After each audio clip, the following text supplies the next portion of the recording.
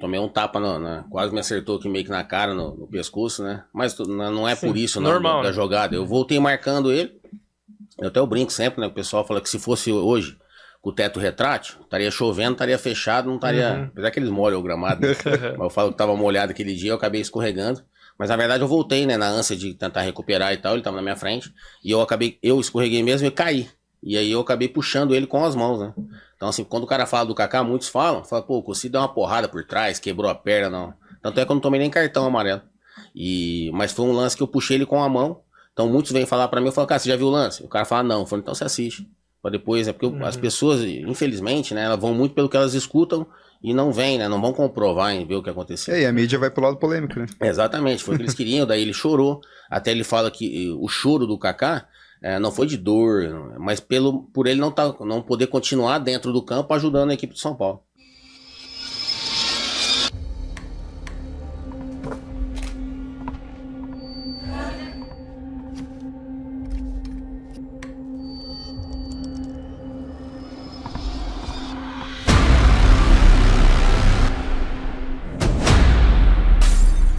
Bora, galera, para mais um DigiCast, quarta temporada, e hoje mais uma vez com umas estrelas aí chegando no nosso podcast, né, Lucas? Pessoalmente falando, realizando mais um sonho, né, cara? Cara, que massa. A gente entrevistou o Gabiru e o Perdigão, você que não assistiu ainda, a segunda temporada do DigiCast, a gente entrevistou as duas lendas, Gabiru e Perdigão, o cara do gol do Inter, do Mundial, entendeu? Então, se você não assistiu ainda, assiste lá. E esse cara que tá aqui hoje simplesmente fez parte da mesma equipe do campeonato do 2001 do Atlético Paranaense. O pai dele simplesmente jogou com o Pelé, nós já vamos falar sobre isso, né, cara? E é um cara que marcou histórias. A gente falou da primeira vez lá, né, que eu tinha 14 anos quando o Atlético tava ganhando o título de 2001. Eu saí no escortinho azul do meu vô lá, o Hobby, com a bandeira do Atlético em cima do carro e fazendo fervo no centro de Campo Largo. E também, cara, da mesma forma. A primeira lembrança que eu tenho na minha vida é a Arena da Baixada, acho que era da Getúlio Vargas. Sim. Que estava sentado, daí não tinha arquibancada do outro lado, cara. Eu lembro claramente, Atlético e Goiás, não lembro o placar, mas eu lembro de estar lá. Foi a primeira coisa que eu lembro na minha vida, cara. Por isso que eu falo que é um sonho, porque da mesma forma que foi o Perdigão e o Gabiru, cara, tipo, a gente tá com uma lenda aqui e, cara, que massa poder viver isso, né? Thiago, Cocito, valeu, irmão. Obrigado por estar aqui, cara. Cara, seja muito bem-vindo ao DigiCast aí, cara. É muito bom estar com você aqui, cara. Obrigado mesmo, cara. Eu que agradeço o convite, né? A gente demorou um pouquinho para poder realizar, né, esse podcast, mas chegou o grande momento e eu fico sempre muito feliz, né? Então agradeço pelo convite, porque relembrar essas histórias que realmente fizeram, né, e fazem parte da minha vida até hoje é muito importante, muito legal. E eu sei o quanto que nós podemos influenciar de alguma maneira, né, de maneira positiva, que eu sempre penso, as outras gerações. Então eu agradeço o convite aí, espero que a gente possa ter um grande bate-papo aí. Ah, que massa, cara. Então, bom, começando lá do começo, então, a gente sabe que teu pai já foi um jogador de futebol, citei aqui que ele jogou com o Pelé, na época, acho que na década de 50, lá no Santos, né? E a paixão pelo futebol veio por causa do teu pai também? Sem dúvida. Meu pai, né, então assim, meu pai jogou com o Pelé, na verdade, em duas ocasiões, né? No comecinho, lá no Bauru Atlético Clube, que era o Baquinho, né, onde o Pelé realmente começou. Então meu pai é de Piratininga, uma cidadezinha pequena próxima a Bauru, e ali ele jogou com o Pelé pela primeira oportunidade, e depois vieram a se encontrar depois no Santos, né, em 64. Então assim, meu pai jogou, se não me engano, até 26 anos, sempre gostou muito de futebol, jogou no Noroeste, jogou no Botafogo de Ribeirão Preto, né, que foi uma equipe que eu também joguei, jogou no Corinthians de Prudente, Oswaldo Cruz. E depois, mas ele também tinha muita vontade, né, de seguir a carreira policial e foi delegado de polícia. E aí ele parou precocemente, né, de jogar futebol. Nós sabemos que também não era, naquela época, né, o futebol era muito marginalizado, né, e é muita dificuldade também em relação à questão financeira, em uma segurança, né. Nem hoje ainda não tem, né, muito difícil, né, uma grande ilusão, mas naquele tempo muito mais difícil ainda.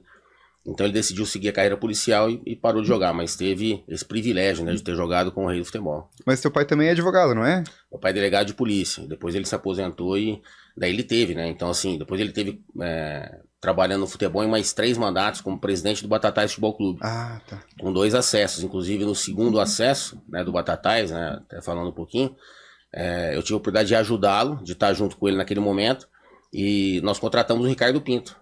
Mas um grande ídolo nosso aí, né, atleticano, um amigo, irmão, né, que nós temos, uma pessoa espetacular, sensacional, e nós levamos o Ricardo como treinador e conseguimos o acesso, da 3 para 2, né, algo inédito lá para a cidade, e depois eu retornei para Curitiba e meu pai também se afastou do Batatais, né? Foi aproveitar um pouco mais minha mãe, que tá no céu, né? Que Deus o tenha. Mas, então foi isso. Então, assim, nós temos, meu irmão também jogou futebol, né? Então, assim, jogava mais futsal. Então, nós temos o esporte, realmente, futebol nas veias, né? E você começou no Batatais mesmo, né? Que você tinha comentado. Exatamente. Então, assim, eu sou nascido em Bebedouro, né? Uma cidade ali próxima também de Ribeirão, de Batatais. Meu pai, como delegado de polícia, então ele circulava muito, né? Pelas cidades. E numa das andanças dele também, ele já vindo jogar em Batatais. Então, ele gostava da cidade. Quando apareceu a oportunidade para ele ser delegado em Batatais, ele foi para lá. Então, eu nasci em Bebedouro, mas eu completei 1 ano de idade já em Batatais, né? E, então, ali foi toda a minha infância. Ali eu comecei a jogar, a brincar. Meu pai, com medo, né, da gente, da violência, de estar pra rua, né, por tudo que ele via, acontecia de violências e até de atropelamentos e tudo isso, ele fez um campinho no fundo da delegacia, né? Um campinho, né, um gramadinho lá, e nós jogávamos bola lá no fundo da delegacia. E até surgiu o convite um dia de um amigo meu me levar pro Batataizinho, que a gente chama de Fantasma da Mogiana, né? Que é o apelido que o Batatais tem. E o mascote é o Fantasma. Aí eu fui pro Fantasminha. E ali comecei a jogar, jogando nas escolinhas, depois em outras escolinhas ali da cidade, né? E até ter um convite, se formou uma seleção da cidade para jogar uma Liga Ribeirão Pretana de futebol. Até eu digo que essa foi a primeira equipe desacreditada que eu joguei. Né? Eu tinha 10 para 11 anos. E porque nós íamos enfrentar Botafogo de Ribeirão Preto, equipe tradicional, Comercial de Ribeirão, entre outras equipes.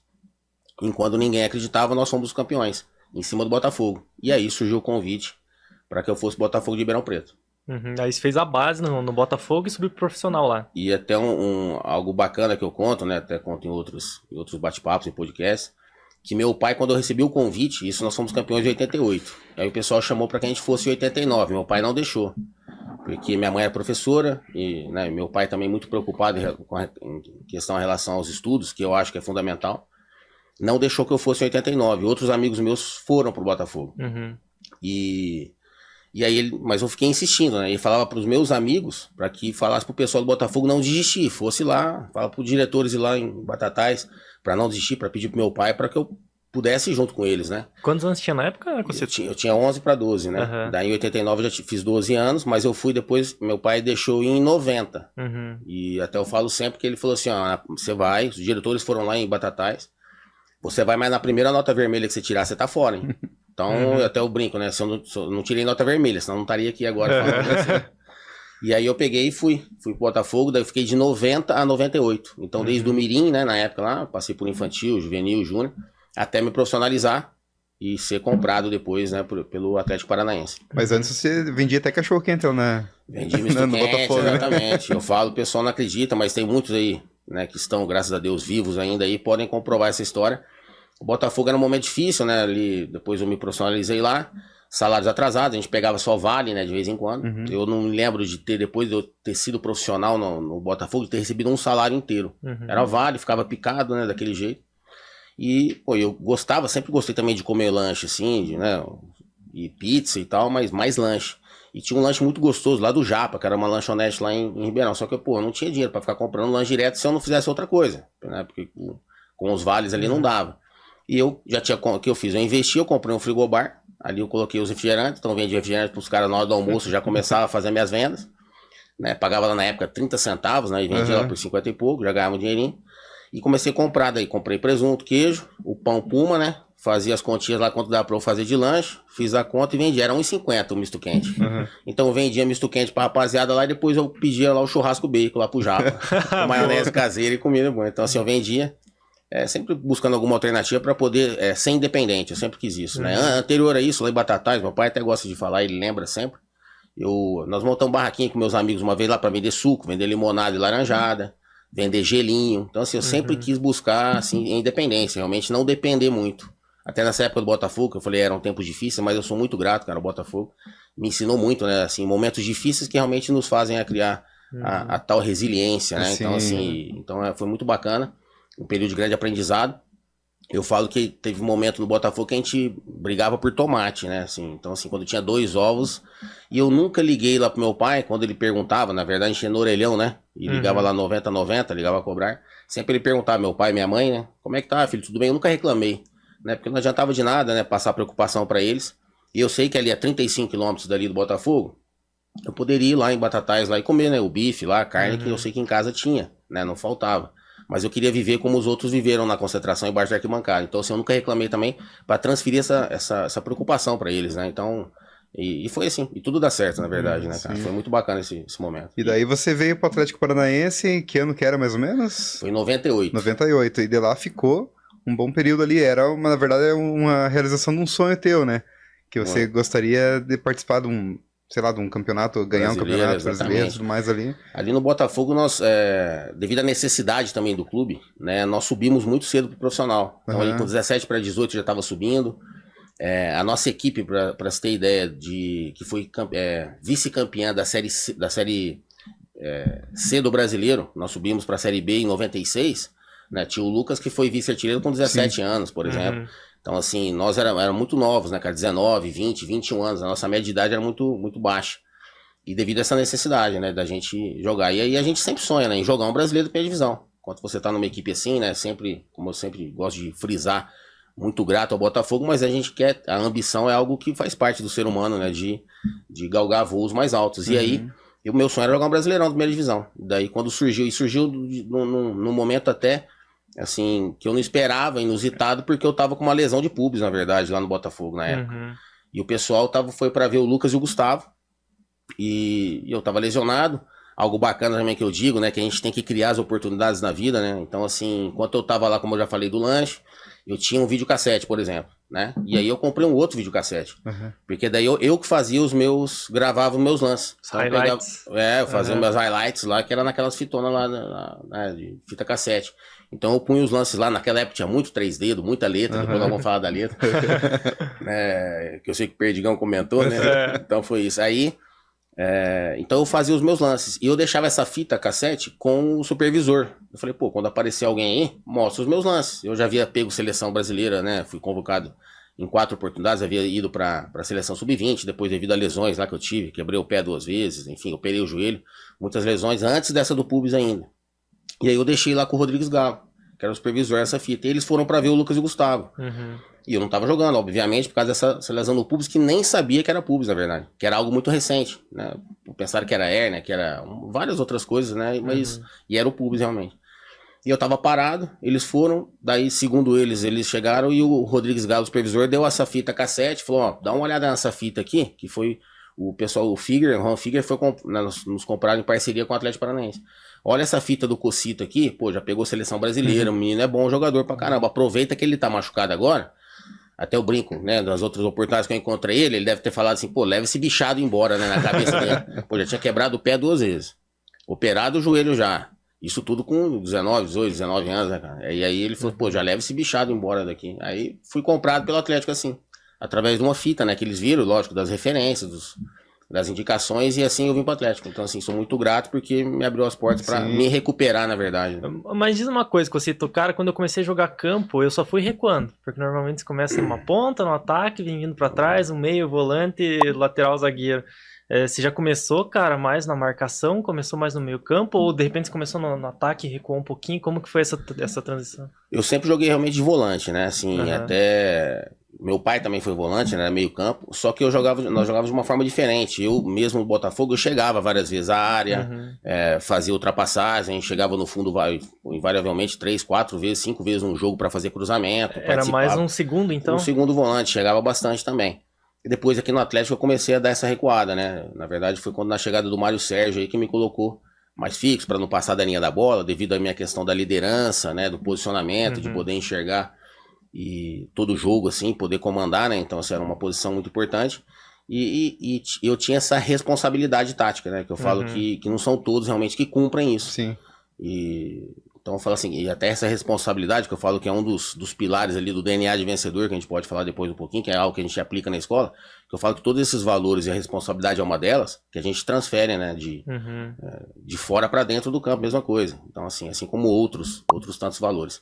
E eu era muito responsável taticamente. Meu pai até falava que eu era estritamente responsável, que eu podia chegar em algumas oportunidades para poder finalizar gol.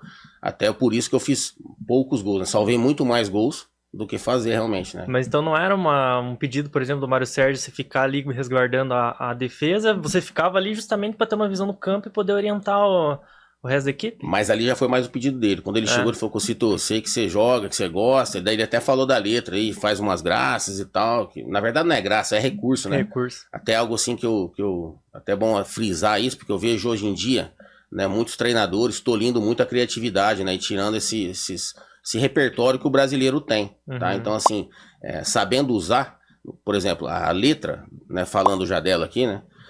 Às vezes a bola ela tá numa posição do lado do nosso corpo que você não consegue bater com a esquerda e nem com a direita. Só de letra. Então, assim, você ganha tempo, você consegue fazer um cruzamento, um gol, que tem até uma placa na arena, por exemplo, é uma letra do Kelly, que o Lucas dá uma chapada e faz um gol contra o Paraná, porque a bola, quando o Kelly corta o adversário, a bola fica do lado esquerdo, num posicionamento que ele só poderia cruzar de letra. E alguns treinadores eu já vi isso, inclusive na base do Atlético, no período que eu estive ali, de atletas com esse recurso, dar uma letra no jogo nesse mesmo esquema da bola ficar para trás, de fazer um cruzamento e tomar uma dura do treinador. E assim, porque às vezes os caras não fizeram, né, cara? Os caras às vezes não sabem fazer, não tem esse recurso e acham que é graça, e não é graça. E é muito automático, né? Exatamente, é muito rápido, entendeu? E a gente... Eu tomei uma dura na seleção sub-20, por exemplo. Mas não foi o treinador direto que me deu. Eu dei uma letra numa ocasião, e aí o Cris, zagueiro, que era o capitão do nosso time na época, o Cris, que jogou no Lyon, lá no Cruzeiro, Corinthians, era amigo meu, ele chegou depois pra mim e falou, Cocito, ó, o Toninho Barroso falou pra você não fazer aquilo lá não. Era um jogo preparatório contra o Vasco, o Botafogo do Rio, lá na Granja. E assim, era recurso, era algo... Então assim, é até bom falar, porque hoje em dia tem muitos treinadores, né, muitos caras que têm conhecimento tático, né, porque leem, estudam, mas não vivenciaram lá dentro. Então eu acho que essa junção é muito importante. E às vezes deixar os caras, não tolir tanto essa criatividade, por isso que o nosso futebol realmente está nessa dificuldade que vem passando, né, que é algo que nós temos diferente dos outros. Né? Então é lógico, colocando trazer esse futebol da rua com a responsabilidade que se tem, né, dentro na estrutura, né, de uma equipe profissional, mas não tirar essa criatividade, esse repertório que nós temos, né? Sim, perdão, pode falar. Não, eu ia falar que você chegou lesionado, né? O Atlético te deu a oportunidade ali de evoluir com você dentro do próprio clube, né? Você ter ali, eles tinham na época ali uma série de procedimentos internos ali para te recuperar dentro do próprio clube, ou era alguma coisa externa que se fazia também para recuperação? Primeiro foi no próprio Atlético Paranaense, já tinha, né, fisioterapia, tinha uma piscina lá, que é aquela piscina que tem hoje, depois foi reformada já por diversas vezes, né? Já visto que um dos ventos do nosso furacão é inovação, sim, então você nunca para, né, cara? O que você acha que tá bom ali, que é maravilhoso, pode ter certeza que vai melhorar ainda mais. Então, assim, o Atlético não para, tá sempre inovando e melhorando. Então tinha uma piscina, essa piscina lá, e o que eu fazia na época, quando eu cheguei, era um trabalho conservador. Fazia uma borrachinha lá na academia, fazia bicicleta, fazia os trabalhos, né, fisioterápicos mesmo lá, com calor, com tração, essas questões, e ia pra piscina, né? Até ia pra piscina gelada, porque naquela época era frio. Hoje ainda é frio lá em Curitiba, né, cara? Só que era muito mais frio ainda, eram mais dias de frio, e a piscina não era aquecida como é hoje. E aí eu até brinco com o Bolinha quando a gente se encontra, vai batendo papo, eu falo, Bolinha, vocês judiavam de mim, porque eu não era o Cocito ainda, né? Tava chegando lá do Botafogo, um pé rapado aí, e os caras, ia pra bicicleta, falou, agora vai pra piscina lá. Piscina gelada pra caramba, cara. Aí eu entrava lá, ficava lá 15, 20 minutos na piscina. E até o brinco, quando eu saía da piscina, os caras, Cocito, como é que tá aí? Melhorou? Tá sentindo alguma coisa? Eu falei, cara, não tô sentindo nada. Daqui pra baixo anestesiou, né? Então, assim, brincadeiras à parte, mas assim, eles eram o que tinha no momento pra gente tentar recuperar. E eu melhorei um pouquinho, mas não recuperei totalmente. Até que você vê, eu chego em abril de 98, faço a minha estreia dia 24 de setembro, num jogo na Capanema, que tava frio, inclusive, dia 24 de setembro, contra o Guarani de Campinas. Nosso time era lanterna do campeonato. Eu tinha melhorado um pouco essa lesão. Na antivéspera do jogo, num cruzamento que eu fui dar com a esquerda, que eu não podia, cara, fiz uma triangulação num treino, sobrou a bola, eu cruzei com a esquerda, parece que arrebentou de vez. E aí minha vontade era não jogar, até porque a dor era insuportável. Mas eu tomei remédio, eu tomava anti-inflamatório, injeção e tal, porque eu falei, o time na lanterna do brasileiro, os caras vão falar que eu tô pipocando, né, cara? Na minha estreia, tô com medo de jogar e tal. Eu falei, agora eu vou de qualquer jeito. Consegui no aquecimento ainda, eu tava aquecendo com o Varley, né, o Varley atacante, e aí o Varley ficou, Cito, pelo amor de Deus, não tá conseguindo nem levantar a perna, cara, pede pra não jogar. Eu falei, cara, agora eu vou até, mas nem que eu rasgar isso aqui de ver, agora eu vou ter que jogar, nem que eu aguentar, até enquanto eu aguentar eu vou aqui. E aí eu joguei meio tempo, mas com uma dor tremenda, né, mas demais dor, e quando eu saí no intervalo lá, a gente tava ganhando de 1-0, falei pro Dr. Edilson Tille, que eu não aguentava mais, aí eles, não, você tem que voltar. Nossa. Eu falei, não vou voltar, cara, pode ir. Nesse mesmo dia, de madrugada, eu tava fazendo a ressonância. E aí eu tive que fazer a cirurgia. Então, assim, eu fui o primeiro a fazer essa cirurgia do pubis no Atlético. Depois outros fizeram também. O próprio Ilan, Rodriguinho, o Paulista. Tem alguns outros atletas que foram fazendo. Hoje já também não tem feito mais. Né? Evoluiu muito a medicina em todas as questões, né, cara? Então hoje não se faz mais essa cirurgia, acho que é só em último caso. Mas nesse momento era o que tinha e graças a Deus foi um momento muito angustiante que eu passei, né, cara? Assim, de 3 meses, porque eu fiz a cirurgia dia 7 de outubro. E eu só voltei à pré-temporada a treinar normalmente mesmo, né? A correr e tudo, no dia 5 de janeiro de 99. E aí fazer a pré-temporada, mas o meu medo era muito grande, assim, porque eu fui o primeiro ali a fazer, se eu ia sentir ou não, né? Então, mas graças a Deus deu tudo certo, não voltei a sentir o pulso. E em 99 o Atlético queria emprestar você pro Londrina, mas você bateu o pé que não queria ir, né, cara? Exatamente. Foi bem na semifinal, nós perdemos desse Paranaense, eu comecei a jogar, né? Demonstrar meu futebol aí, que eu comecei realmente a chamar a atenção, né? E mostrar o porquê que eu tinha sido contratado. E aí na semifinal, num lance, num carrinho que eu dei de lado, lá no Couto Pereira, nós perdemos a semifinal pro Curitiba, e eu acabei lesionando o colateral medial, né? Não é tão grave como, né, o ligamento, né, cruzado, mas é uma dor chata, né? Que fica do ladinho ali do joelho.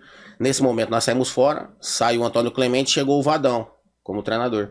E chegou o Vadão com outros, né, jogadores da posição, né? Outros volantes, o Axel tava, o Fabiano, e tinha o Marcos Vinícius, tinha outros jogadores. E aí eu fui lá pra trás da fila. E aí quando eu fiquei de fora, o pessoal já tava treinando, preparando, né, fazendo... tinha a intertemporada, né, que tinha aquele período pra treinar para o brasileiro. E eu de fora. Aí eu fui voltando aos poucos, ficava de fora dos treinos, do coletivo, aí um belo dia eu chego pra treinar. O roupeiro é o Lobinho, né, Renato Lobinho, mordomo. E aí eu chego lá, o Lobinho... Cocito, pra você subir pra conversar com o seu Moraes. E quando acontecia isso aí, eu já via com os outros, né? É porque já o cara tá sendo dispensado, pra algum lugar não vai treinar, aconteceu alguma coisa. Subi pra conversar com o seu Moraes falou, Cocito, seguinte, o Londrina tá te querendo, tá? E aí nós estamos pensando em te emprestar, tá? Eu falei, calma aí, o Londrina tá me querendo ou vocês estão querendo me mandar, né? Aí ele ficou olhando, eu falei, os dois, né? Eles estão querendo e querendo. E sem demérito nenhum ao Londrina, né, cara? Que tava jogando a Série B na época também. Mas eu, como eu falei lá atrás, né? Meu sonho era jogar um Brasileirão da primeira divisão. E eu olhando, eu via que eu tinha potencial pra jogar. Só dependia de mim, era eu recuperar, tinha que ter paciência um pouquinho pra poder voltar, né, à minha forma. E eu ia competir de igual pra igual com os jogadores. E aí o seu Moraes citou, volta pra casa, fala com a sua esposa, fala com o seu pai, fala com o empresário e tal, decide, volta à tarde e me dá uma resposta. Falei, seu Moraes, mas não vou. Não, mas vai pra casa. Voltei, falei, ó, já tava decidido, né? Falei com todo mundo.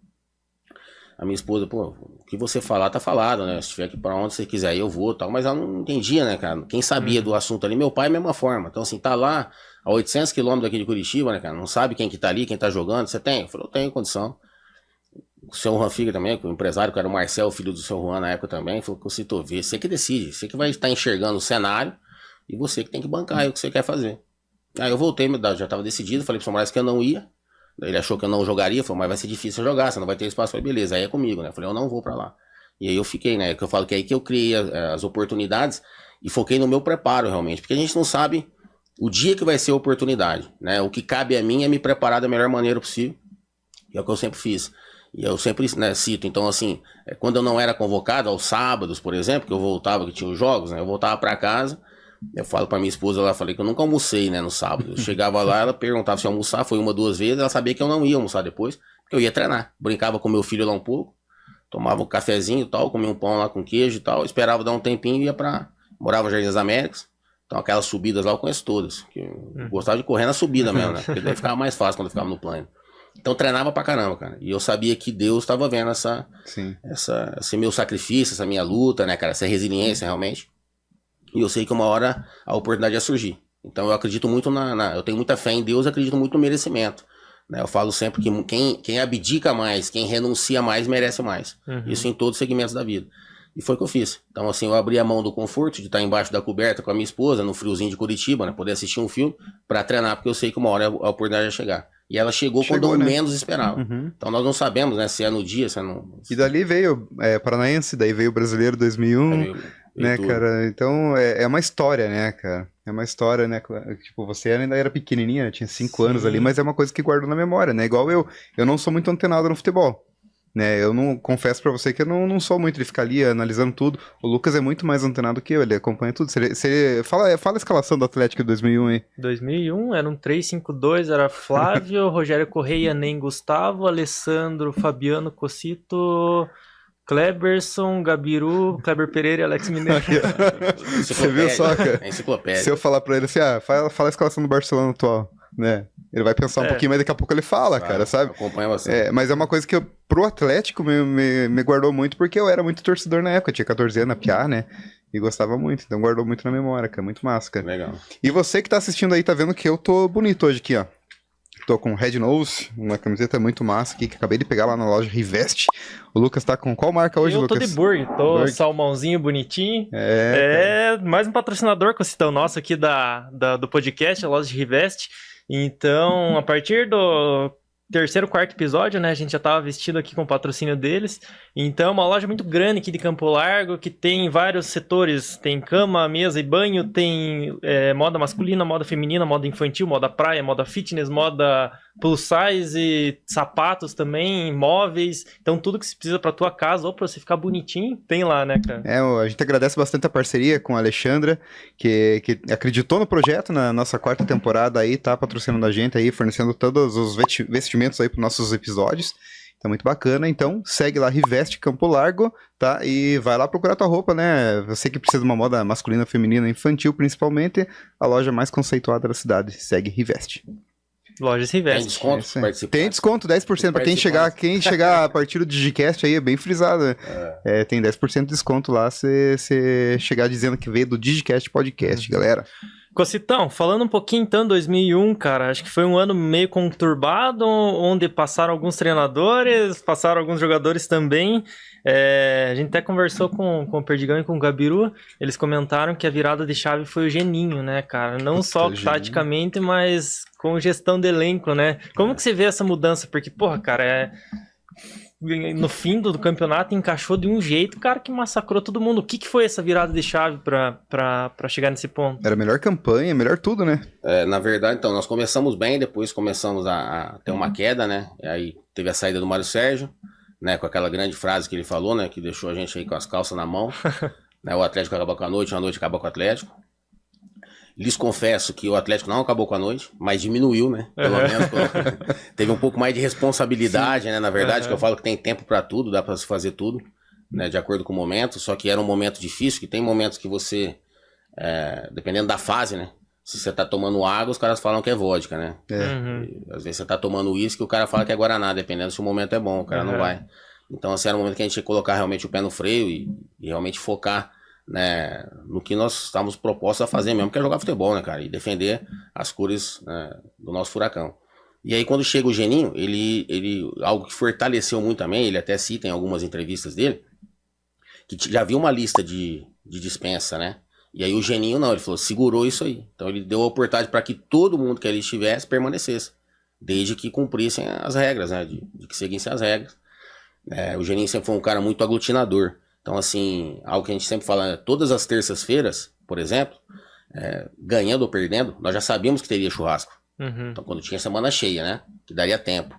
Porque ele sabe que ele começou a colocar algo na gente que nós tínhamos que dar. Assim, o resultado, eu sempre falo, o resultado ele depende de várias variáveis, né? Mas a postura só depende da gente. Então, ele sabe que vocês vão dar 200%, vão treinar pra caramba. Quando entrar aqui dentro sem brincadeira pra treinar, na hora de descontrair nós vamos descontrair. Então eu sei que vocês vão jogar pra caramba, eu não sei o que vai acontecer, qual vai ser o resultado do jogo, mas vai ter o churrasco, porque eu sei que vocês vão sair, né, extenuados, mortos aí, porque deram os 200% dentro do campo. Então isso já sabia que acontecia. Isso foi algo. E outra coisa muito importante da questão do Geninho, que eu falo não só no Geninho em si, nessa equipe de 2001, mas em todos os líderes, né, cara, como treinadores, líderes de um processo, que ele tem que ele tem que olhar para o todo, né? Antes de qualquer coisa, é um papel do líder, uma das suas competências. A outra principal é servir, ele tem que saber que ele tá ali para servir a todos ali. Então, assim, mas não servir somente do 1 ao 11, ele serviu o 30º lá, mostrar que ele é importante tanto quanto o camisa 10, né? Ou o Alex Mineiro, o cara que faz o gol, o Cleber Pereira, que todos são importantes, que nós necessitamos de todos. Se não, às vezes, lá dentro do campo, né? Propriamente jogando naquele momento, mas passando uma energia contagiante, que é o que nós tínhamos naquele momento. Então eu digo assim, ele fez esse papel de deixar todos sentirem importantes. Você via os jogadores sempre, assim, a gente sentia, quando os que não eram convocados, né, que queriam estar, obviamente, mas estavam dentro do vestiário, antes dos jogos, aqui na arena. Então você chegava lá, os caras estavam te dando um abraço, passando uma energia. Os que estavam no banco, jogavam junto com a gente. Pô, eu dava lá um carrinho lá, parecia que a gente tava lá em 3 dando um carrinho, parecia que tinha 20 dentro do campo. O Ilan, quando entrava, massacrava também, né, Sim, cara? então Brocava. aí começou a se mostrar a força do elenco, né? Não só dos 11. E o clima, a gente até perguntou, eu vou fazer a mesma pergunta que eu fiz pro Gabiru, como que era o clima ali no vestiário? Porque naquela época ali todo mundo era unido, né, cara? Todo mundo se conhecia bastante, né? Sim. E ele falou pra gente que era um clima muito descontraído, que vocês davam risada, brincavam bastante, diferente de alguns tempos ali do Atlético, né? Exato, e a amizade ela era não só ela dentro, mas era muito fora também. Então, assim, era todo mundo muito amigo, não tinha as famosas panelinhas, né, cara? Então, assim, lógico que se tem, né, afinidade, né, um com o outro, às vezes um gosta de um negócio, um vai até, que eu até brinco, né? Que eu ia até a página 2, né? O livro tinha muitas páginas, né? Eu falei, pô, então até um negócio assim, pô, às vezes tomava lá uma cervejinha lá no churrasco e tal. E tinha uns que tem uma afinidade para fazer algumas coisas a mais e outros a menos, né? Então, assim, mas assim, todos se respeitavam muito, todos sabiam das suas reais obrigações, né? Assim, e da responsabilidade em se vestir, né? O manto rubro-negro, que era algo que é, né? E ainda, né? E vai ser para a eternidade. É uma responsabilidade muito grande, né, cara? Você vestir um clube gigante, de uma torcida maravilhosa e apaixonada. Então, assim, nós tínhamos que ter essa consciência, né? Quantos torcedores, né, cara, deixavam às vezes de comer, ou de levar o filho num cinema, ou de comer uma pizza para poder comprar o ingresso no estádio. Então nós temos que ter esse respeito, né, cara, pelo torcedor.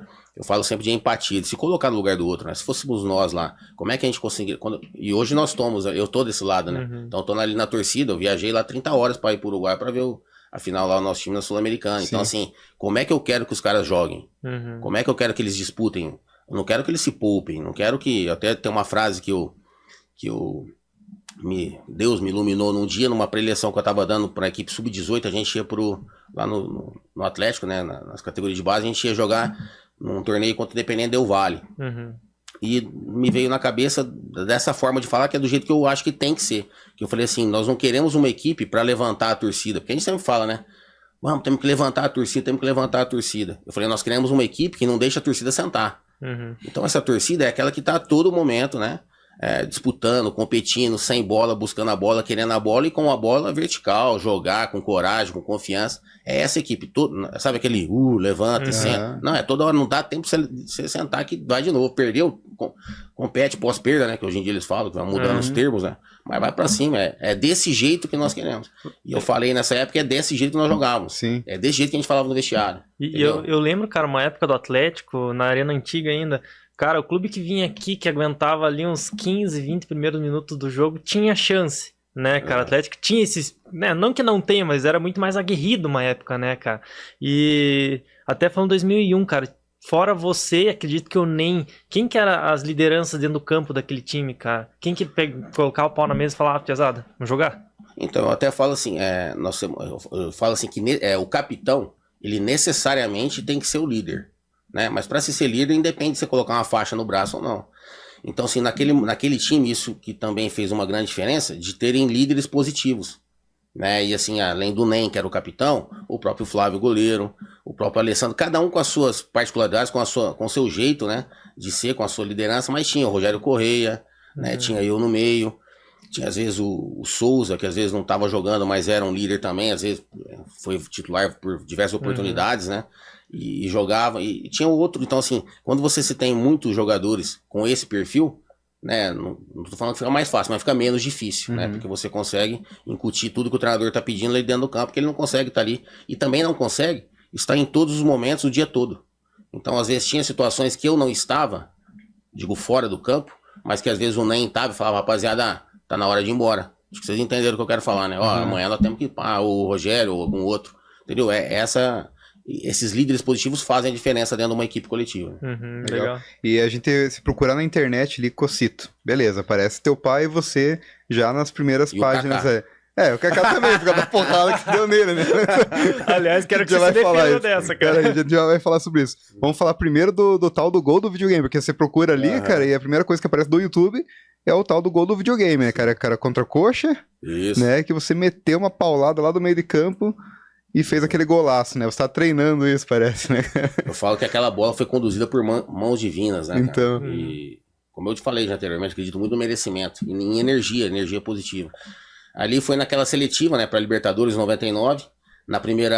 O primeiro mata-mata nós havíamos tirado a Portuguesa, e aí veio o Coritiba. E aí, como você tem ideia, em 99 que eu contei, só pra voltar um pouquinho.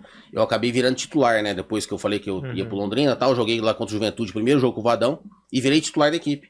Então, assim, aí eu cheguei até na seletiva. Daí nós perdemos o Botafogo de Ribeirão Preto, depois ganhamos do Sport e nós não classificamos por 1 ponto, se não me engano, e ficamos em 9º.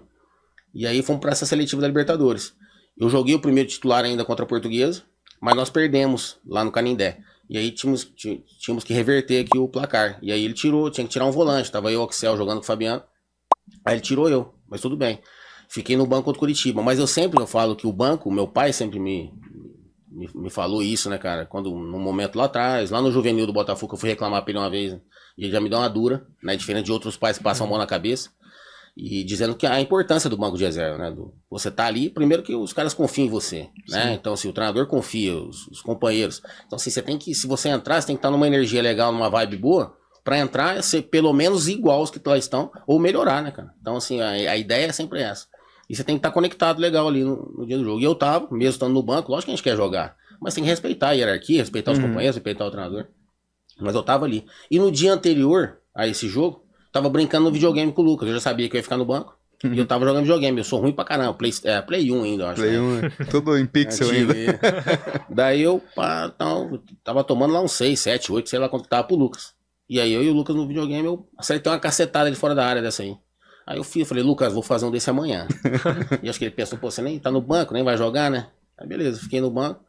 Cara, 1-0 pro Curitiba no primeiro tempo. E era pra ter sido uns 4 ou 5. Nós tomamos um vareio de bola no primeiro tempo lá no Couto Pereira.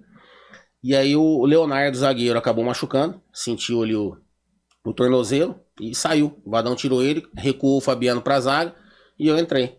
E aí eu tive a felicidade de acertar, né? Aquele petardo lá, um chutaço de fora da área, empatei o jogo. Então, isso que eu ia falar, empatou, né? Empatei 1-1 e nós vencemos aquele jogo de 4-1. Então, o Gabiru assim, que virou, né? Gabiru fez, exatamente. Um chute do Lucas que foi torto, pegou nele e entrou, né? E entrou, o Luizinho Neto fez de falta e o Kleberson também, que saiu do banco de reserva, também fez um golaço. Recebeu um passe, deu uma chapa lá e fez o gol 4-1. Então quem vê o resultado, às vezes assim, não vê realmente o que foi o jogo, né? Pelo primeiro tempo. Mas foi um jogo importantíssimo, um grande passo pra mim, um dia, assim, um misto de sensações, né, cara? De você estar no banco, de você entrar, de fazer o gol, de conseguir uma vitória importante. Foi o meu primeiro gol como profissional, num clássico, né? Da tamanha grandeza, né, dando um grande passo para a primeira Libertadores do clube. E eu ter tido a oportunidade de homenagear um amigo meu que havia falecido no dia 1º de maio de 94, né? Até no mesmo dia que o Senna faleceu no acidente de carro, que era um amigo meu de infância. Eu falei que o primeiro gol eu iria homenageá-lo, né? Então foram muitas coisas envolvidas nesse dia. É, o primeiro gol na carreira dele, né? Profissional. E o primeiro né? gol na carreira, né? Exatamente. Nossa, que legal. Legal. E você toma chopp hoje ou não? Toma um chopinho. Então tá bom. Ô, produção, tem um presente pro nosso convidado aí? Só não tem o chopp porque nós estamos gravando de manhã, Cocito. Senão tinha chopp também, mas tem presente pra você, cara. A produção já tá pegando produção? ali. Legal. Vamos ver se não tá em 200 graus ainda. Cuidar pra não queimar a mão só. Porque foi feito agora 200 graus positivos e não é mentira. Olha só. Cocitão, você não achou que ia vir aqui no IH Presente, né, cara? Eu achei que alguma coisa ia sair. Tem aqui, Falta o par, cara. Agora já esfriou. Tá cara. bom? Nossa. Galera, você que tá assistindo aí, qual câmera que tá, diretor? Ah, aquela ali. Você que tá assistindo aí, segue lá já, Fotopar CL, mais uma patrocinadora do nosso projeto aqui, tá desde a 3ª temporada acreditando, já faz 2 temporadas que tá aí, né, Lucas? Tá, sempre que a gente dá um brinde personalizado, é sempre a Fotopar que faz. Então agradecer a parceria do Maicon e da Mari. Vamos ver se você gosta, espero cara. Que você gosta, Obrigado. Então pra você que tá assistindo aí, o Cocitão já tá abrindo aí o brinde. Pô, legal pra caramba. Muito obrigado, viu? Quando for tomar um chopinho, convida a gente e vamos usar essa caneca aí, Cocitão. Tá aí, ó. Aqui. A personalizadinha. Aí, obrigado. Essa aí é a camiseta 2001, né, cara? Que massa. Então, pra você que tá aí assistindo, a Fotopar, nossa parceira, faz tudo que você precisa aí, personalizando tudo que você precisa, tá? E, inclusive, faz fotos no teu evento e faz revelação ao vivo, na hora, né, Lucas? Isso, sempre recordando bons momentos, né? Cocitão, desmistificando um assunto que eu acho que acabou te marcando tua carreira, que a gente comentou do Kaká, que acabou ficando meio que uma imagem que o Cocito era meio violento em campo, né, cara? Só que se for ver bem aquele lance do Kaká na arena aqui, primeiro te dá um tapa no rosto e depois você meio que escorrega e acaba pegando ele, né, cara? Como que aconteceu isso? Então, bem lembrado. Eu tomei um tapa, quase me acertou aqui meio que na cara, no pescoço, né? Mas não é por isso, não, normal, da jogada. Eu voltei marcando ele, Eu brinco sempre, né? O pessoal fala que se fosse hoje com o teto retrátil, estaria chovendo, estaria fechado, não estaria... Apesar que eles molham o gramado, né? Mas eu falo que tava molhado aquele dia, eu acabei escorregando. Mas na verdade eu voltei, né? Na ânsia de tentar recuperar e tal, ele tava na minha frente. E eu escorreguei mesmo e caí. E aí eu acabei puxando ele com as mãos, né? Então assim, quando o cara fala do Kaká, muitos falam, pô, o Cossi deu uma porrada por trás, quebrou a perna, não. Tanto é que eu não tomei nem cartão amarelo. Mas foi um lance que eu puxei ele com a mão. Então muitos vêm falar pra mim, eu falo, cara, você já viu o lance? O cara fala, não. Eu falo, então você assiste. Pra depois, né? Porque as pessoas, infelizmente, né? Elas vão muito pelo que elas escutam e não vêm, né? Não vão comprovar e ver o que aconteceu. E a mídia vai pro lado polêmico, né? Exatamente, foi o que eles queriam, daí ele chorou. Até ele fala que o choro do Kaká não foi de dor, mas por ele não poder continuar dentro do campo ajudando a equipe do São Paulo. Né? Ele tá saindo numa decisão, né? Numa quarta de final de Brasileiro. E aí isso ficou marcado demais. Eu, como um jogador, todo mundo me taxou como um jogador violento, né? Me atrapalhou muito, principalmente no ano seguinte, onde eu não podia fazer uma cara feia que eu já tomava daí cartão, né? Vários árbitros, se eu chegar pra conversar, qualquer faltinha, o cara já me dava cartão. Os jogadores, os outros também das outras equipes já ficavam cobrando, sabe aquele negócio? Então você diria que isso aí acabou, de uma certa forma, prejudicando um pouco a tua carreira. Prejudicou nesse sentido, nesse ano, mas eu ia falando, quando chegava os árbitros já, eu falava, cara, isso é coisa da mídia, sabe o que é isso?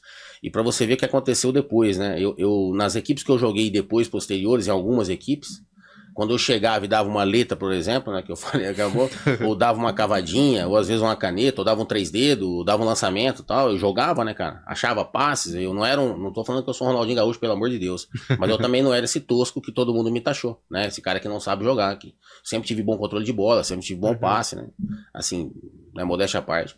E aí os caras olhavam e falavam, pô, Cocito, não tô entendendo nada, cara. Próprios jogadores que não acompanhavam meu dia a dia. Que jogadores depois que eu joguei lá no Avaí, Pro Boa Vista, no Vila Nova, por exemplo, na chegada do Arthurzinho, isso eu conto que é muito engraçado, o Arthurzinho chegou, nosso treinador, havia saído, se não me engano foi depois do Gilson Kleiner, e ele chegou, e a gente tava no círculo central, né, e largou lá para aquecimento, bolinha de borracha, a bola normal e tal, primeiro pra gente petecar a bola, pra brincar com a bola. Aí eu tava com a bolinha de borracha, depois com a outra bola, brincando e tal. E eu sempre, como eu falei, sempre desde criança, eu sempre ficava com a bola mesmo brincando, então eu tinha bom controle. Colocava a bola na cabeça, né? Petecava com a cabeça, para a bola na nuca, passo o pé em cima da bola, fazia essas gracinhas assim. E aí eu brincando com a bola desse jeito, o Arthurzinho me chamou de canto ali, né? Aí chamou, Cocito, vem aqui e tal, me tirou da rodinha, os caras continuaram aquecendo. Aí eu fui do lado dele, ele falou, cara, não tô entendendo nada. Eu falei, o que foi? Ele falou, pô, olhando a lista, tecnicamente, são dos melhores jogadores nossos ali. É você e o William Bigode. O William Bigode jogava na época, tinha sido emprestado pelo Atlético. Aí ele falou, pô, não tô entendendo. Pra mim você só batia. Tipo assim, treinador, cara. Então, porque não acompanha o dia a dia. Então eu fiquei realmente estigmatizado com essa fama de violento e como um jogador que não soubesse jogar. Mas quem realmente acompanhava o dia a dia sabia que eu tinha minhas qualidades, né? Também técnicas, assim, que podia contribuir. Então, assim, mas me atrapalhou um pouco, sim.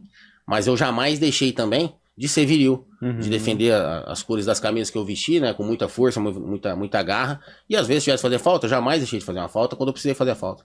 Isso não tinha problema nenhum. Então assim, eu continuei mantendo a minha maneira de jogar, né, não mudou em nada, porque eu sei da minha consciência, jamais eu entraria em campo para tirar o meu companheiro de campo, entendeu? Para lesionar alguém. Então, tava bem consciente disso. E você jogou no Corinthians também, né, cara? Depois joguei em 2003 no Corinthians. É diferente mesmo, cara, porque a gente vê que Corinthians, Flamengo, Palmeiras é uma intensidade diferente. Não melhor ou pior que, por exemplo, que a torcida do Atlético, mas diferente, cara, porque ou o cara tá no céu ou tá no inferno em um lance, né, cara? Jogar no Corinthians é essa pressão mesmo, cara? Exatamente. Tem bem isso, né, assim, o que você faz de bom, né, te coloca lá em cima, né, realmente lá no céu, e se você tem algum erro, alguma falha, alguma coisa, eles te execram lá mesmo, realmente. E eu tive muito problema, muita questão de lesão no Corinthians.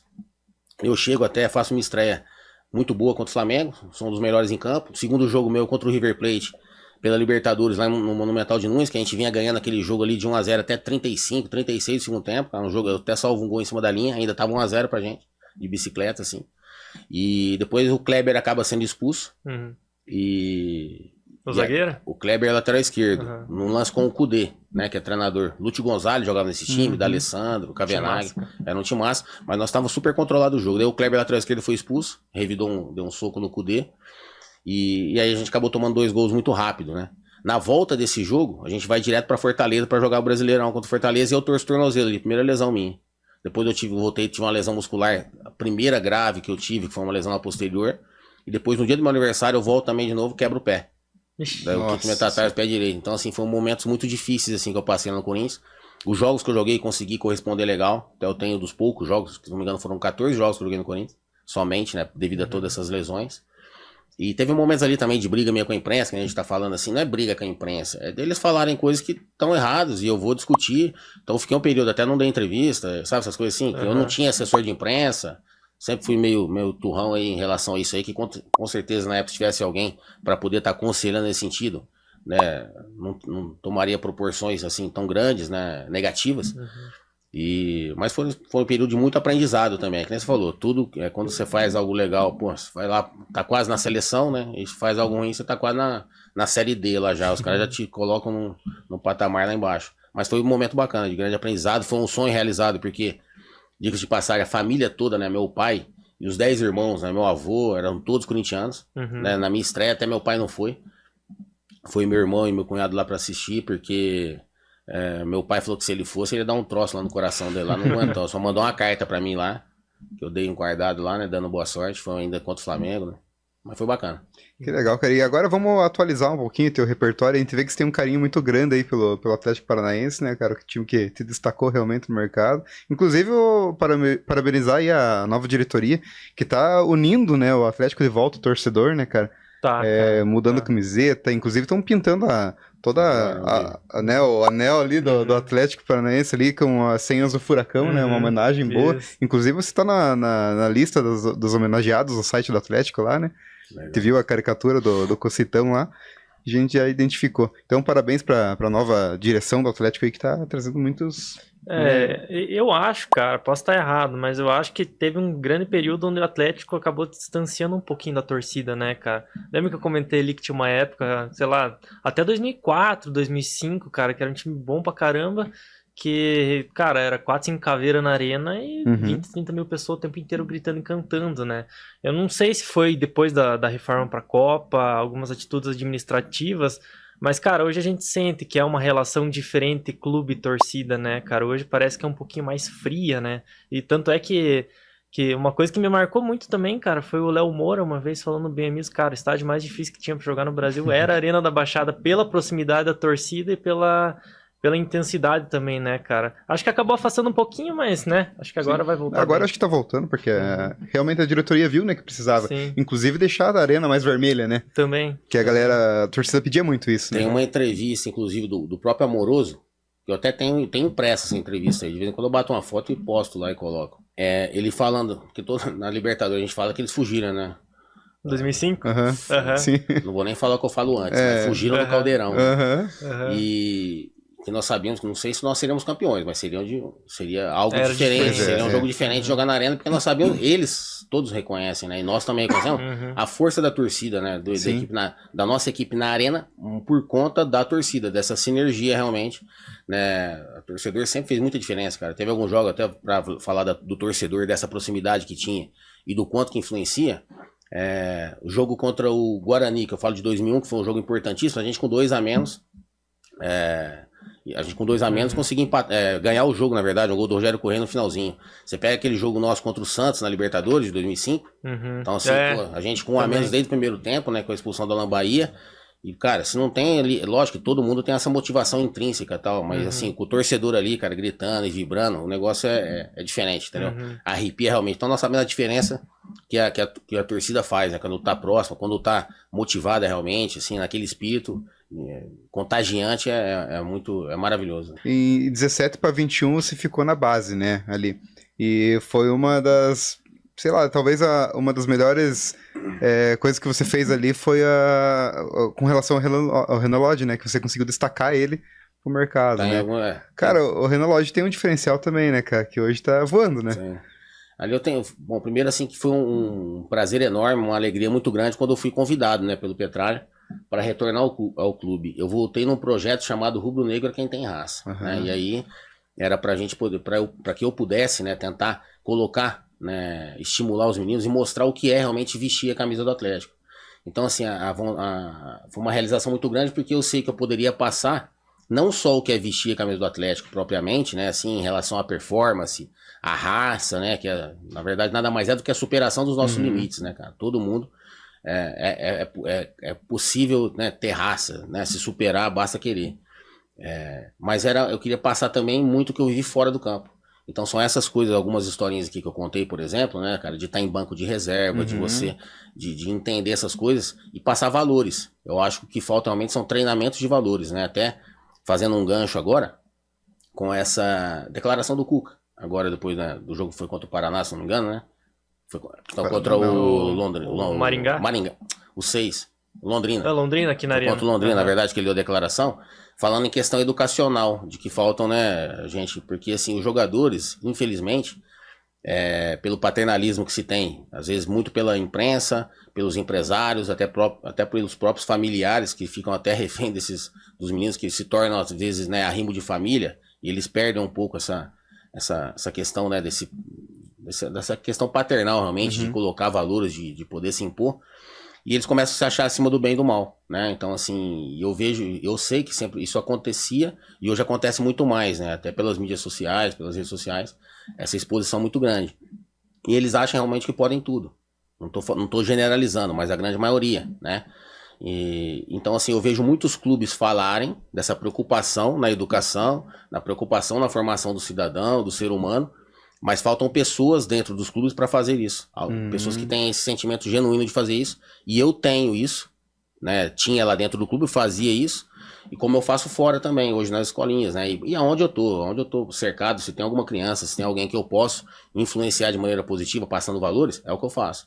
E lá no clube a gente fazia isso. Por exemplo, eu já cheguei a tirar menino lá do campo, por exemplo, para voltar para arrumar a cama. Porque subiu sem arrumar a cama do quarto. E aí a tia lá, né, que ia fazer a limpeza... até tem um vídeo no YouTube lá, você colocar Cocito, Inspetor Cocito, mostra lá as coisas que eu fazia. Então ficava muito além do que somente lá mostrar o que é jogar, a parte técnica eu também entendi e conseguia contribuir, mas mais essa questão dos valores, né? Saber que nós temos que ter responsabilidades, olhar para o próximo, então ter gratidão, né? Humildade, entender o que é humildade, que muitos lá confundem humildade com princípios básicos da educação, de um bom dia, boa tarde, boa noite ou por favor. Humildade é a gente saber que nós dependemos dos outros, que nós temos que evoluir sempre, que nós temos que melhorar, que nós jamais somos autossuficientes. Então é passar isso para eles, né, cara? Essas questões de valor, de gratidão. Então às vezes o cara, tá no banco de reserva, puta, cara, e se ele olhar pro lado, ele fala, quantos que não foram convocados? Aí os que não foram convocados, que estão lá colocando a culpa em todo mundo, no treinador, na bola, no vento, né, criando muletas, quantos que queriam estar lá dentro do CT, com a oportunidade de evoluir, com toda aquela estrutura? Então, por mais difícil o momento que a gente esteja vivendo, né, a gratidão, cara, é algo que tem que estar dentro do nosso coração, porque assim, já começando dos 5 sentidos, né? Então será que o cara precisa perder? Será que a gente precisa perder a visão para dar valor à visão, a gente poder enxergar, né, um céu maravilhoso, os passos, a flor, né? A gente precisa perder o paladar, né, pra saber o que, comer um lanche, que não eu falei, comer uma pizza, um churrasco, né? Então assim, a gente tem que valorizar, nós temos muito mais a agradecer do que a pedir. E isso, poucas pessoas ficam falando, né? Sim. Isso aí no dia a dia lá, o cara tá pensando só em jogar bola, fazer ele jogar, chutar a bola, fazer o gol, defender. Então o meu sentido era isso, que eu acho que quanto melhor pessoa nós formos, né? Melhores profissionais nós seremos, em qualquer função, né? Assim, para que não se haja essa inversão de valores, né? A gente cita um médico. Qual que é o propósito do médico? Salvar vidas, não é ganhar dinheiro. Então, depois o propósito dele, coloca a paixão no que faz e o restante ele vem como consequência. Futebol é a mesma forma. Nós estamos ali pra, que nem eu falava pros meninos, né? Eu falei, cara, vocês têm que primeiro chamar atenção, que nem eu falava de faixinha no braço, dando um exemplo também. Até eu posso me alongar um pouco. Porque não é que até a minha esposa discutia comigo, sabe? E até hoje ela já entende mais do que eu tô falando, porque ela fala, pô, você é muito chato, parece um general que não pode usar faixinha dos meninos. Porque a faixinha ela é influenciada por alguém. Esse alguém foi o Neymar, que colocou a faixinha no braço lá atrás e todo mundo, os meninos começaram a colocar a faixinha no braço. Então, eles têm que entender o quanto que eles são exemplos e referências. E esses todos aí, que eu peguei, por exemplo, o Renan Lodge, quando criança, quando mais novo, na verdade, adolescente, já ali para, né, até que já era mais adulto, o próprio Bento, o próprio Christian que tá jogando, Kelvin, Vitinho lá que tá no Red Bull. São várias histórias com vários atletas que a gente tem, mas mostrando para eles que eles um dia iam estar lá em cima, né, e sendo olhados, e como que eles queriam ser lembrados ali, né, como que eles queriam ser vistos, como referências positivas, não negativas. Então a faixinha no braço não é porque a faixinha vai fazer mal para alguém, não vai cortar, não vai machucar, não vai fazer nada, mas qual o sentido de colocar a faixinha? né? Uma vaidade muito grande, assim. Então, assim, todos têm vaidade, mas tem que saber colocar no lugar dela. Então, eles colocavam, tem que chamar atenção pela faixinha, e pelo risquinho na sobrancelha, ou pelo cabelo. Não, nós temos que chamar atenção primeiro por ser boas pessoas, por ter boa postura, boa conduta, e por jogar futebol, cara. Que é o que vocês estão fazendo aqui, vestindo a camisa do Atlético. Então, essa inversão de valores. E eles perdem essa paixão que os trouxeram até o centro de treinamento, até a categoria de base, essa vontade de competir. Então, eu vejo, na verdade, vejo ainda, que os atletas hoje, eles não têm mais esse poder de indignação, que eu chamo. Né? Para eles, assim, o gosto do sanduíche, depois do jogo, ele é o mesmo, perdendo, empatando ou ganhando, e não pode ser. Entendeu? Assim, não tem mais isso. O cara sai dali com 1 minuto depois de perder o jogo, já tá mandando mensagem no Instagram. Já tá, sabe, assim, não dá, tem que ter sentimento. Então é isso que eu tentava colocar isso aí. É mudar a visão de mundo deles, entendeu? Eu lembro que uma declaração do Gattuso, que ele... Não lembro onde que ele tava técnico, disse que os caras perdiam o jogo, estavam no vestiário rindo e tal, ele ia socava a parede, porra, né, cara? Mas falando um pouquinho de DNA vencedor, Cocito, até das escolinhas, quando você vai formar um atleta, acredito que primeiro se forma pessoas também, né, como você comentou, mas como você direciona, cara, uma criança que tá começando ali e pra mostrar pra ela que o futebol não é todo esse glamour que a gente vê na TV, né, cara? Tem uma outra parte também que acaba sendo bem pesada, né? E é realmente algo muito ilusório, né? Porque, assim, é 1% que consegue depois viver do futebol, cara. É muito difícil, primeiro para se tornar. E mesmo os que se tornam, né? Que nem até no curso de coordenação técnica da CBF que eu fui fazer em 2018, né? E os caras falavam dessa preocupação, não, porque nós temos que preocupar com o ser humano, porque não só por aqueles que... Eles falavam por aqueles que não viram, né? Que não se tornam atletas profissionais e não jogam em alto rendimento. Mas por aqueles também que não se tornam. É para todos, cara. Então, os que não se tornam já tem que entender realmente que tem um segmento. E outra coisa, futebol, eu joguei profissional acho que 15 anos. Já vai fazer, daqui a pouco, já vai fazer 15 anos esse ano que eu parei de jogar. Daqui a pouco já faz mais tempo que eu parei do que eu joguei. E nós temos que continuar produzindo, influenciando, impactando vidas, fazendo alguma coisa. Então, assim, muitos realmente não vão virar. Os que viram, eles têm que entender que eles têm que deixar um legado legal, cara, positivo, né, cara? Então, assim, deixar boas lembranças, passar algo positivo. E os que não se tornam, saber que também não é o fim do mundo, entendeu? Nós temos que... Meu irmão queria ser jogador de futebol profissional, não foi? O meu filho queria ser jogador de futebol profissional, não foi? E são pessoas super bem resolvidas, bons cidadãos, pessoas que ajudam a sociedade. Meu filho hoje é policial militar, meu irmão é policial civil, é jogador de polícia. Então, assim, nós temos que entender que tem outros. E também dentro do futebol mesmo, assim, que nem eu falo na escolinha, tem muitos meninos da escola, nós que tiveram com a gente lá no início, né, quando crianças, e hoje estão fazendo educação física, que são estagiários nossos. Trabalham na escolinha junto, entendeu? Então é bacana, assim, às vezes você pode estar no futebol em outra função, não propriamente dentro do campo jogando, né? E é muito bacana, só que assim, lógico, a gente tem que alimentar esse sonho, mas em determinado momento mostrar essa realidade, né? Que realmente muitos acham, que vai ser isso aqui. Só jogar bola. Exatamente. Né? Não é só isso. Tem momentos, né, da fase da vida da gente que ele, enquanto criança, se divertir realmente, né? Às vezes eu vejo muitos pais pressionando muitos meninos, né, cara? Que às vezes é o sonho deles, né? Frustrados nos meninos, então assim... de não ter conseguido jogar, e tem muitos nesse sentido, e querem fazer o filho jogar, e aí só que não estão educando dessa maneira que eu falei, eles não estão falando pro menino, às vezes olha, que nem eu falo do pai do médico, do filho, né, que às vezes fala, pô, esse aqui vai ser médico, às vezes o pai tá falando pro filho, mas tá incutindo nele algo que relacionado a cifrão, esse aqui vai ser médico porque vai ganhar dinheiro, não porque ele vai salvar vidas, ele vai ser uma pessoa que vai ajudar milhares de pessoas, né. E o jogador também, ali no caso, ele vai jogar pro cara. A gente é algo muito educacional, né? O futebol, a gente mexe com paixões, com muita gente. Agora você imagina esse cara, quando a gente fala de valores, o cara que é o top, que nem a gente fala, pô, do Ronaldinho Gaúcho, que muitos citam ele porque é referência, e os caras falam da humildade dele. E às vezes você vê um jogador, um moleque que joga aqui na suburbana, é uma mala do caramba, joga no futsal. Aí você fala, pô, o cara é o melhor do mundo, cara. Quantas vezes o cara, pô, uma humildade tremenda. Então, de alguma forma, ele tá influenciando as pessoas, né, cara? Hoje eu cito um exemplo aqui bacana pra caramba que eu gosto, desses todos que estão no Atlético, o próprio Bento, né, nossa, cara? Que é um cara sensacional. O Bento, eu tenho as mensagens com ele aqui, acho que é no dia do meu aniversário, algumas mensagens, durante vários períodos que a gente passou junto lá, mas ele mandando parabéns, custou obrigado pelos conselhos, né, por tudo e tal, e pelas cornetadas. Então, quando tem cornetada, tem que cornetar, né? Teve momentos que o Bento eu tive que ir, pô, ali... uma época ele foi capitão, eu falei, cara, você é capitão, cara, liderança, você tem que ser exemplo, você não pode ter né, escorregar aí tem questão de percentual, tinha um negócio do percentual, aí quando eu falei com ele, no outro dia já tava lá na nutricionista, já buscando, porra, e aí, falei, cara, foca no preparo, você vê. E ele tá sendo muito bem visto, cara. Exato. Né? Tipo, até eu vi os coxa comentando esses dias aí, né? O Bento vai ser vendido por 90 milhões. É mais que a SAF do coxa hoje. Não, tanto é que tá na seleção agora, né, cara? Então, e ele, até semana passada ou retrasada, até, sempre que eu preciso, as pessoas, como a gente faz os vídeos, né, pra torcedores e tal, às vezes tem um outro amigo assim, eu consegui até pedir pra ele, Bento, sabe o quanto que você é bem quisto, né, cara?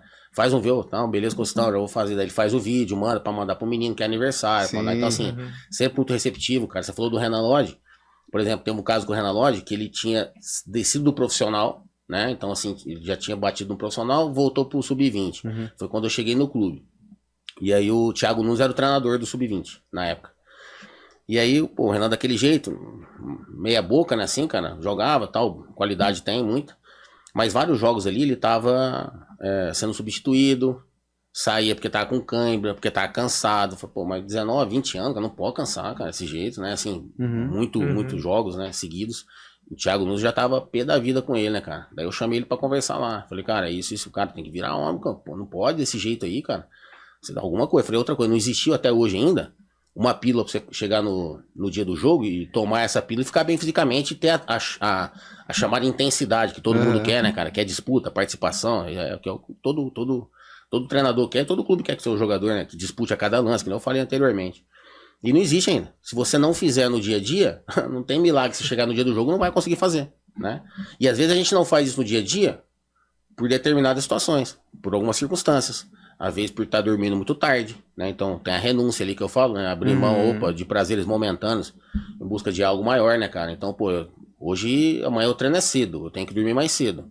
Ah, amanhã eu treino só à tarde. Ou amanhã eu tenho folga. Beleza, cara. Você vai dar sua namorada lá até mais tarde, faz o que você quiser.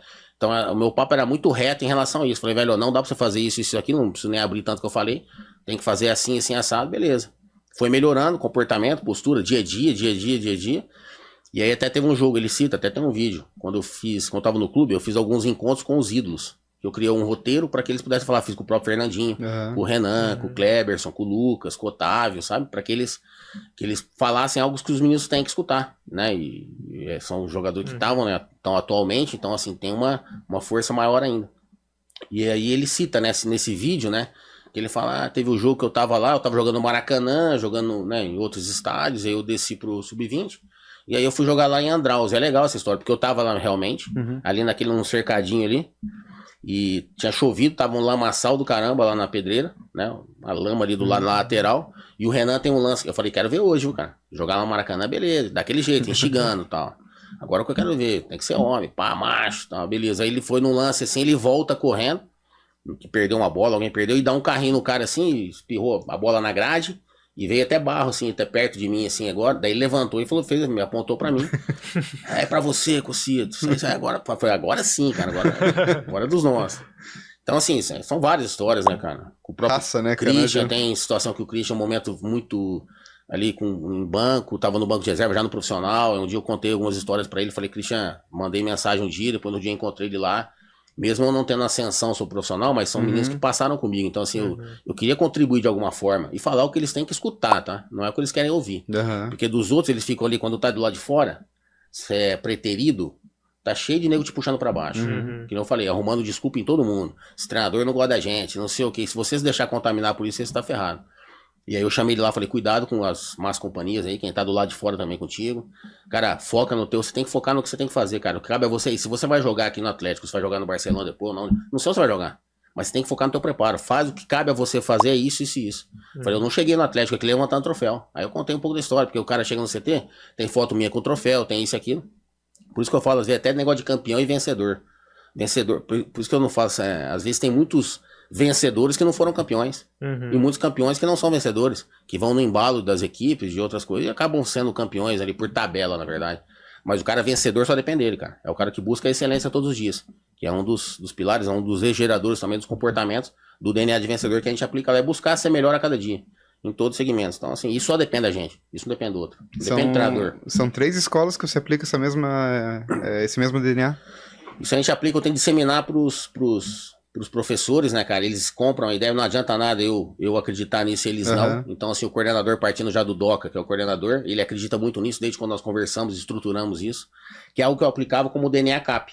Eu só transformei em DNA de vencedor. E por isso que eu falei que não é DNA de campeão, né? Então eu falo, pô, se a gente não fosse campeão brasileiro, se o Silvio Luiz tivesse pego o pênalti do Alex aqui, a gente tivesse errado o gol, aquela bola passou embaixo do braço dele, né? Se lá, sei lá, a gente tivesse tido uma falha, ou o juiz errado, e a gente não fosse campeão, a gente não seríamos, né? Não seríamos campeões, mas seríamos vencedores. Sim. Por tudo que a gente fez, por renunciar à nossa família antes de começar a competição, depois durante as finais, que partiu da gente abrir mão da família de novo e do conforto familiar, né? Para poder ficar dentro do CT, concentrado somente em nós. Então é o que eu falo, é abrir mão de algo, né, de prazeres momentâneos em busca de algo grandioso, que daí foi o título brasileiro. Então, assim, esses pilares, o DNA de vencedor, são 8 pilares, né? E eu falo que é respeito, responsabilidade, humildade, gratidão, solidariedade, honestidade, renúncia e resiliência, né?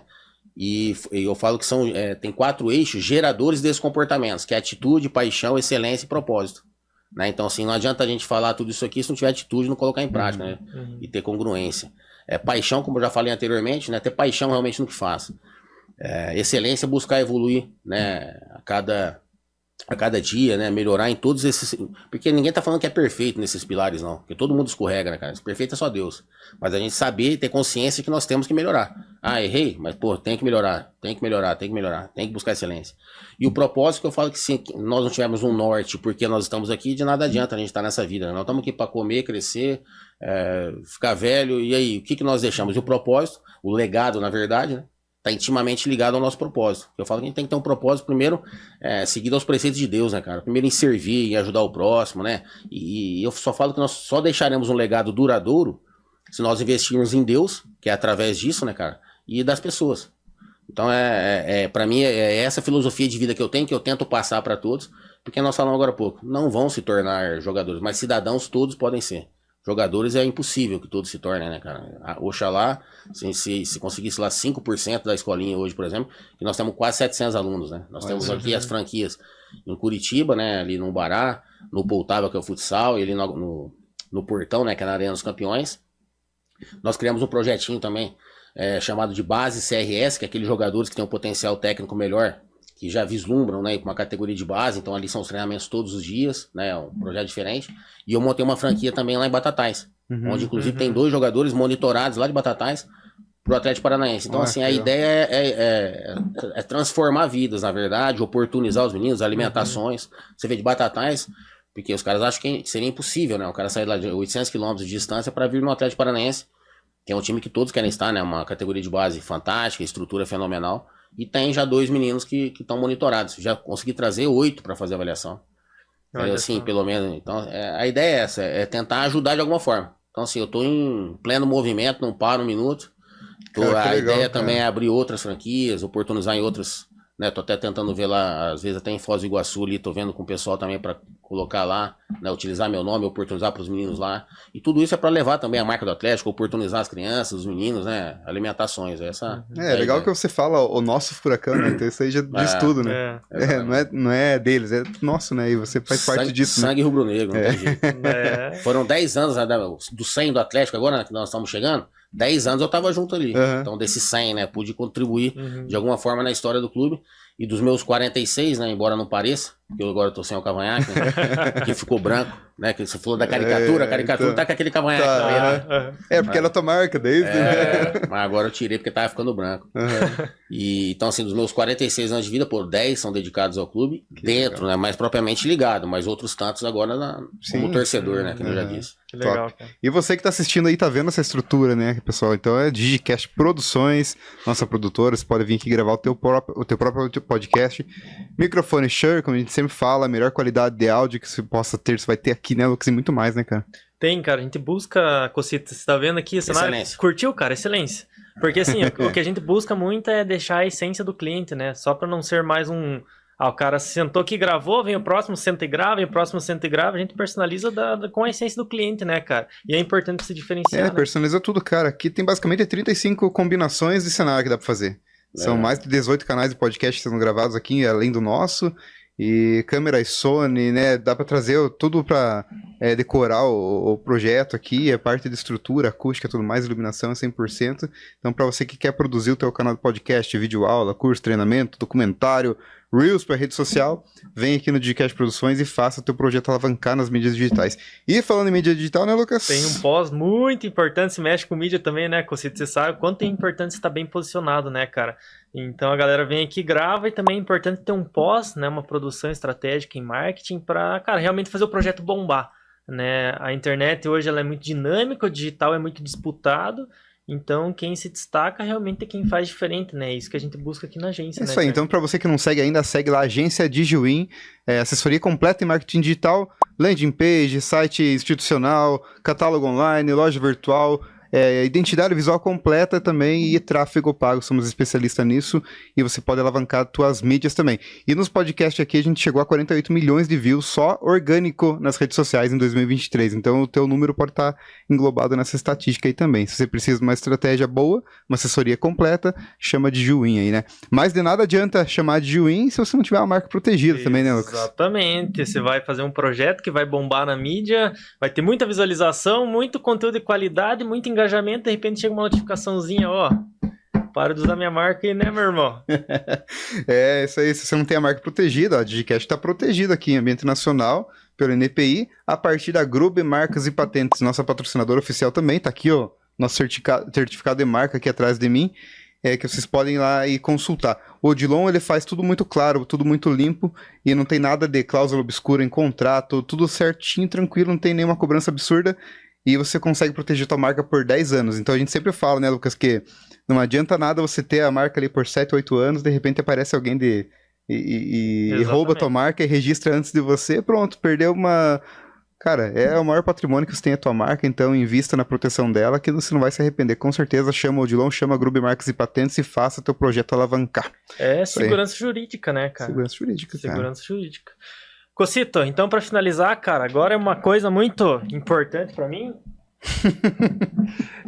Nem serve mais em mim, cara. Até eu esqueci de trazer a minha, cara. Acho que é 2009, 2010 essa camisa do Atlético aqui, nem cabe mais em mim. Hoje tô um pouquinho mais cheinho também. Mas, cara, eu tenho aqui colecionado alguns autógrafos. Tem do Everton, tem do Bolinha, tem do Perdigão, tem do Gabiru. Eu tenho do Eduardo, que jogou no Atlético também. Cara, se puder autografar aqui pra mim, que essa aqui eu vou colocar num quadro, cara. E vamos colecionando aí. E enquanto o Cocito autografa ali pra gente também. Eu te ajudo com mais autógrafos. Pô, cara, se puder, eu agradeço demais, bicho. Isso aí eu vou esperar ter mais alguns aí, eu vou colocar num quadro, cara, porque é importante, porque como eu falei, Cocito, cara, você fez parte aí da minha infância e como eu falei, uma das primeiras lembranças da minha vida é vocês jogando na arena. Então isso aqui significa muito, porque, cara, mexe muito com o emocional da gente, né? Confesso, cara, já são 50... Quantos episódios gravados, diretor? 60 quase já. Quase 60, cara, eu não ficava nervoso pra gravar, fazia uns 20. Você vê, cara, como é importante pra mim. Então eu agradeço demais, Cocitão, você tá aqui, cara. Eu agradeço. E obrigado, cara. Obrigado. E aproveitando, né, pessoal, você que tá assistindo aí, a gente não tá gravando de noite hoje, né? Mas a gente gostaria de mandar um abraço forte aí pro pessoal da Malteria Pub e Bistrô aqui na entradinha de Campo Largo, um prédio amarelo do lado do Hiper Condor ali. Se você precisa de uma carne de onça, chegou com fome ali, eles têm a melhor carne de onça da cidade, né, Lucas? Que mais? Vamos fazer piadinha na carne de onça? Não, deixa que... Não, tá bom, então. E também tem o Cabanas Lanches aqui de Campo Largo, que também quando a gente grava à noite, Cocito, eles mandam não só um lanche, mas às vezes uns 4, 5, né? Que todo mundo sai feliz, barriga cheia, não precisa nem jantar em casa, né, diretor? E também agradecer ao Michel pela parceria aí, desde a primeira temporada com a gente. E também a produção, né, cara? A produção tá aí sempre ativa na mídia, fazendo os cortes que bombam na internet aí, atingindo 22 milhões de pessoas na rede social. E a partir desses carinha que estão aí atrás das câmeras aí, que ninguém dá valor também, né? Ninguém pensa, tem uma estrutura muito grande por trás aí. Tem bastante, cara. Não tem muita coisa. Sentar e gravar, né, cara? Tem uma galera que faz um trabalho foda aí por trás. É isso aí. Futebol, né? Com certeza. Então, os bastidores só tem, às vezes, o pessoal tá enxergando aqueles 11 lá, né? Os que estão ali no banco, né? Mas toda a estrutura, eu falo, né, sempre, que isso aí é muito importante, até... Nós sempre valorizamos tudo isso, né, quando jogamos, né? Porque, assim, com certeza, cara. Tudo que você falou hoje aqui, ó, deve ter no mínimo uns 15 cortes anotados ali o tempo. 20 minutos, o Cocito falou que, né, disso aqui. Tá tudo pronto ali pra depois usar na mídia social. Isso é importantíssimo, cara. Tem que se valorizar. E Costão, cara, a gente agradece muito aí tua participação, foi muito massa o contato aí, cara, a gente esperava muito tempo por isso, porque a gente quer trazer todo o elenco de 2001 do Atlético aí pra fazer uma entrevista com a gente aí, cara. Com os contatos aí que eu vou passando. Opa, show de bola. Costão, obrigado, cara. Se quiser mandar uma mensagem pra galera que tá assistindo aí, passar tuas mídias aí, pode ficar à vontade, cara. Não, na verdade, eu quero primeiro agradecer, né, a oportunidade que vocês, né, me proporcionaram mais uma vez de estar podendo relembrar histórias, falar algo positivo, que nem eu falei, a filosofia de vida minha é poder ajudar. Eu sei que esses momentos aqui, eles contribuem de alguma forma com alguém, né? E até um dia falando com meu filho, ele falou, pai, se você mudar uma pessoa, já mudou o mundo, né? Então, assim, com certeza, se a gente conseguir colocar uma sementinha no coração de alguém, nessas nossas falas, nesse bate-papo, nós já conseguimos contribuir de alguma forma para a sociedade, né? Para o mundo em si. E parabenizar, aproveitar o momento, né? Nós estamos aí, não sei quando vai ser passado, mas nós estamos aqui há alguns dias aí do nosso Furacão completar aí seus 100 anos de história, né? E dizer que para mim foi sempre um grande privilégio, né? Tá vestindo essas cores, vestir esse manto rubro-negro e que é muito importante, né, cara? Eu ter passado 10 anos da minha história efetivamente dentro do clube, no clube gigante como Atlético, ser lembrado até hoje. Então, para mim é algo muito, muito gratificante, né? Então, sou muito grato a isso. E que Deus abençoe a todos aí, que a gente possa participar outras vezes também. Tá bom, show de bola. E você que ficou assistindo até o final, aí não deixe de se inscrever no nosso canal do YouTube, tá crescendinho lá, nas mídias sociais, segue lá, DigiCast Podcast e todos os nossos patrocinadores também, né, Lucas? Que mais? Cara, a gente sempre fala que ninguém é grande sozinho, a gente precisa de muitas pessoas boas do lado para fazer as coisas crescer. Então, agradecer a todo mundo que faz parte aqui da nossa produção, todo mundo da agência também que faz o negócio bombar. Cara, bora pra cima que hoje quase 99% de quem consome o nosso conteúdo não é inscrito. Não custa para você só clicar um botão e se inscrever aí. Se você gosta de futebol, se você gosta de neurociência, se você gosta de música, se você gosta de artista, se você gosta de TV, tem tudo aqui. A gente justamente não faz nada nichado para poder entregar conteúdo de qualidade para muita gente. Então se inscreve no canal, que é muito importante pra gente. A gente sabe que é difícil você clicar no link do teu Instagram lá no YouTube, vai abrir o teu browser do navegador, se já esqueceu tua senha, tenho certeza. Vai ser difícil você lembrar, vai ter que recuperar, mas faz essa gentileza aí, se inscreve no canal, faz isso aí que vai ajudar bastante o nosso canal a crescer. Deixa eu só falar uma coisinha, que eu esqueci não, até não ia falar, mas senão vou tomar uma bronca depois dos meus sócios. Que agora tem o projeto novo meu agora, na verdade, é que devido a o crescimento que teve as escolas, né, eu fiquei um período ali que eu achei que até eu poderia retornar ali ao clube, acabou não dando certo agora nesses 3 anos após a minha saída. E nós criamos agora, né, eu criei uma empresa de assessoria esportiva. Então, eu não gosto nem de falar que eu sou empresário de atletas, né, que primeiro que a gente tá cuidando mais dos meninos mais novos e tal, eu falo que eu sou um orientador de atleta. Então, assim, às vezes os pais sentem muita falta dessa proximidade dos empresários, né, com os meninos, passando, que eu tô falando, que tudo que eu faço esse DNA de vencedor, no caso pros meninos da escola, vão ser para esses meninos que são, na verdade, os nossos clientes. Sim. Pra gente colocar nas categorias de base, poder acompanhar a carreira, fazer plano de carreira, um projeto. E acompanhando, né, dia a dia, semana a semana, mês a mês, ano a ano, tentando ajudá-los nesse sentido, colocando em clubes, né. Então agora nós abrimos essa empresa aí, eu com o Elbert e com o Daniel, chama Winners, né, que é vencedor do Winners, assessoria esportiva, que até diz, né, que eu falo do DNA de vencedor, então é o Winners, por isso que...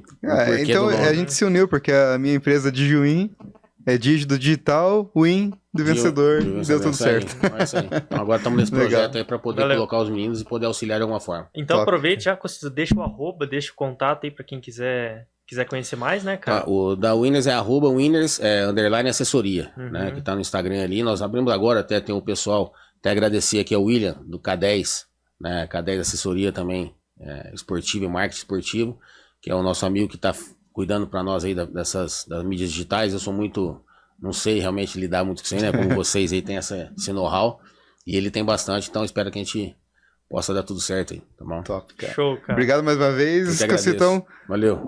Show de bola. E valeu, fica até a próxima, galera. Até mais.